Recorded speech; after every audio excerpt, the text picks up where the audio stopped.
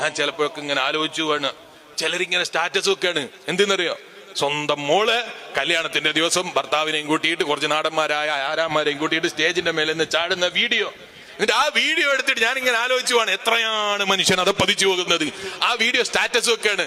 അതിന്റെ അടിയിൽ ഏതാണ്? മാഷാ അല്ലാഹ്, എന്റെ മോളെ വിവാഹം കഴിഞ്ഞു.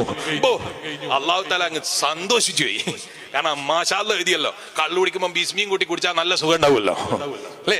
കള്ളു കുടിക്കുമ്പോൾ ബിസ്മിയും കൂട്ടിയിട്ട്, തുടക്കത്തിൽ ബിസ്മി കൂട്ടിയില്ലേ, പിന്നെ കള്ളു കുടിച്ചാൽ എന്താ ബിസ്മി ഉണ്ടല്ലേ തുടങ്ങിയത് വലിയാരെ.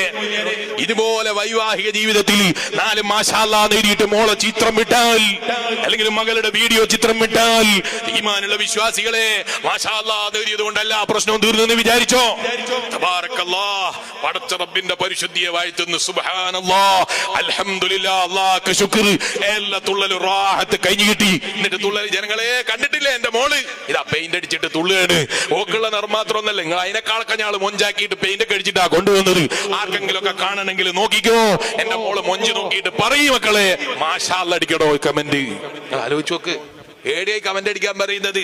അള്ളാഹ്ക്കെതിരെ ചെയ്യാ. എന്നിട്ട് അതിന്റെ അടിയിൽ മാഷാ അല്ലാഹ് എന്ന് കമന്റ് ആയിരിക്കാണ്. തുടക്കത്തിൽ ഇയാൾ എഴുതി കൊടുത്തല്ലോ മാഷാ അല്ലാഹ്. അവൻ കുറെ മുസ്ലിമീങ്ങൾ. ഞാൻ ഇങ്ങനെ ആലോചിച്ചു പോയി, നമ്മളെ മുസ്ലിം സമുദായത്തിൽപ്പെട്ട ആളുകൾ, വേറെ ഏതോ ആളുകളൊന്നല്ലേ പറയുന്നത്, ഈ വീഡിയോന്റെ അടിയിൽ പോയിട്ട് മാഷാ അല്ലാഹ്, എന്താണ് മാഷാ അല്ലാഹ്ന്റെ വലിപ്പം. ആ മാഷാ അല്ലാഹ് വായിക്കുമ്പോൾ തന്നെ അങ്ങ് എണീറ്റ് പോകും.